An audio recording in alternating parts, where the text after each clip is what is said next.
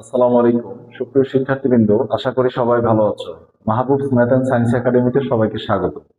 আজকে আমরা নবম দশম শ্রেণী পদার্থবিজ্ঞান বইয়ের গতি সম্পর্কিত তিনটি টপিকস নিয়ে আলোচনা করব। খুবই গুরুত্বপূর্ণ তিনটি টপিক। লক্ষ্য করে দেখো, আমি এখানে একটি লেখচিত্র অঙ্কন করে রেখেছি, যেখান থেকে আমরা ত্বরণ, সমত্বরণ এবং মন্দন, এটা পরীক্ষায় খুব বেশিরভাগ সময় এই টপিকস গুলো আসার সম্ভাবনা থাকে বেশি। তার মানে আমরা যদি প্রথমে আমরা দেখি ত্বরণ। এখানে লক্ষ্য করো, আমি এখানে লেখচিত্রের নিচের এক্স অক্ষকে এবং উপরে ওয়াই অক্ষ, নিচের এক্স অক্ষকে আমি ধরে নিয়েছি সময়। এই যে 5, 10, 15, 20, 25 এগুলো হচ্ছে সময়, এবং উপরের সংখ্যাগুলোকে আমি ওয়াই অক্ষ বরাবর সময়কে সংখ্যাগুলোকে ধরেছি বেগ, 10, 20, 30। এখন লক্ষ্য করে দেখো, এই মূলবিন্দু ও থেকে একটি গাড়ি একটা গাড়ি যখন যাত্রা শুরু করে তখন কিন্তু সে স্থির থাকে। যখন আমরা গাড়িতে উঠি, আমরা গাড়িটা কিন্তু স্থির থাকে। তারপর ড্রাইভার আস্তে আস্তে গাড়ির বেগ আস্তে আস্তে সে বাড়ায়। তারপর ক্ষেত্র বিশেষে সে রাস্তা আবার স্লো করে বাড়াচ্ছে, আবার কমাচ্ছে। আবার যখন আমরা গাড়ি থেকে নেমে যাই তখন কিন্তু সে একেবারে স্লো হয়ে যায়। এই যে দেখো, প্রথম সে স্থির অবস্থান থেকে যাত্রা শুরু করে তার বেগ কিন্তু বৃদ্ধি করেছে, আবার বেশ কিছুক্ষণ একই বেগে সে চলছে, আবার একটা সময় গিয়ে তার বেগটা কিন্তু সে আস্তে আস্তে হ্রাস করছে, মানে কমিয়ে ফেলছে, এবং আস্তেই সে স্থির হয়ে যাচ্ছে। তখন আমরা কিন্তু গাড়ি থেকে নেমে যাচ্ছি।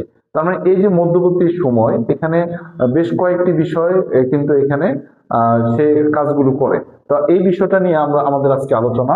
যেমন গাড়িটি যখন যাত্রা শুরু করে, সেখানে ও থেকে সে যাত্রা শুরু করে, তার বেগ কিন্তু আস্তে আস্তে বৃদ্ধি পেয়ে এ বিন্দুতে পৌঁছালো। তার মানে দেখো, 0 থেকে এই 10 সেকেন্ডের মধ্যে তার বেগ বৃদ্ধি পেয়ে 0 থেকে এ মানে হচ্ছে 20 ms ইনভার্স 1, মানে 20 হলো, বেগের মান হয়েছে 20।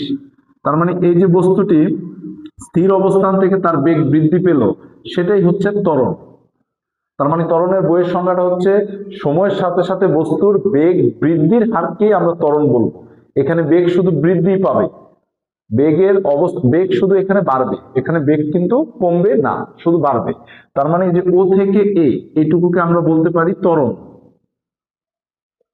নিশ্চয়ই আশা করি বুঝতে পারছো। তার মানে এখানে শুধু বেগ বাড়বে। এরপরে যে বিষয়টা হচ্ছে সমত্বরণ।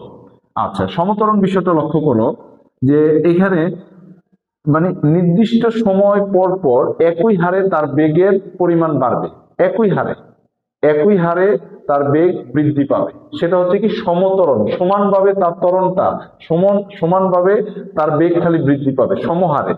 লক্ষ্য করো, 0 থেকে মানে ও থেকে এই যে 5 পর্যন্ত, বা 0 থেকে 5 পর্যন্ত, এই 5 সেকেন্ডে তার বেগ বৃদ্ধি পেয়েছে কত? 10। আবার 5 থেকে 10 এই মধ্যবর্তী, আবার নিশ্চয়ই এখানে 5 সেকেন্ড। আবার দেখো, 0 থেকে 5 মানে কয় সেকেন্ড? 5 সেকেন্ড। এই প্রথম 5 সেকেন্ডে তার বেগ বৃদ্ধি পেয়েছে কত? হয়েছে 10। 10 ms ইনভার্স 1, মানে বেগ বৃদ্ধি পেয়েছে 10। আবার 5 সেকেন্ড থেকে 10 সেকেন্ডের মধ্যেও তার বেগ বৃদ্ধি পেয়েছে কত? 10 থেকে 20। তার মানে এখানেও বৃদ্ধি পেয়েছে 10। তার মানে একই সমান সময়ে তার বেগের হার কিন্তু একই হয়েছে, সেটাকে আমরা বলবো সমতল। এরপরে লক্ষ্য করো, এ থেকে বি, এখানে কিন্তু কোনো বেগ কি হয়নি? বৃদ্ধি পায়নি। তার মানে এখানে বেগ কিন্তু বাড়েও নি, আবার কমেও নি। ড্রাইভার দেখছে রাস্তা ফাঁকা, সে একই হারে তার গাড়িটা, মানে একই বেগে সে গাড়িটা চালাচ্ছে। এখানে বেগ বাড়েও নি, কমেও নি, সেটাকে আমরা বলবো সমবেগ।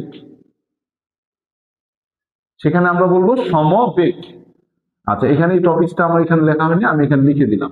তার মানে আমরা এখানে নতুন আরেকটি টপিক পেয়ে গেলাম, সমবেগ। তার মানে এখানে কোনো বেগ বাড়বেও না, কমবেও না। তারপরে আমরা সর্বশেষ টপিক মন্দন।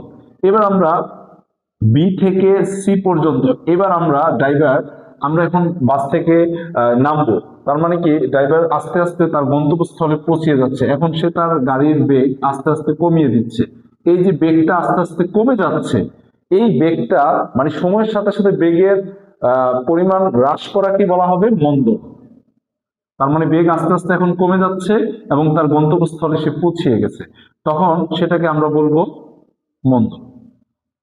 তার মানে আমরা এখানে মূলত প্রধানত দেখো, তিনটি বিষয় কিন্তু আমরা এখানে খুব সহজে বুঝতে পারছি।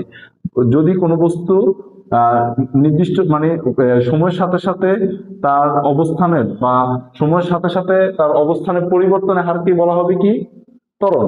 বস্তুর বেগ বৃদ্ধির হারকে বলা হবে ত্বরণ। আর যদি বস্তুটি একই বেগে চলে সেটা সমবেগ। আর যদি বস্তুটি আস্তে আস্তে তার বেগ হ্রাস পায় সেটা হচ্ছে মন্দন। আশা করি আজকে ক্লাসটি সবাই ভালো লেগেছে। নিত্য নতুন টপিকস নিয়ে আমরা প্রতিনিয়ত হাজির হয়ে যাব ইনশাল্লাহ। সবাই লাইক, কমেন্ট, ফলো, শেয়ার দিয়ে ভিডিওগুলোর পাশেই থাকবে, যাতে নতুন নতুন ভিডিওগুলো সামনে চলে আসে। আসসালামু আলাইকুম।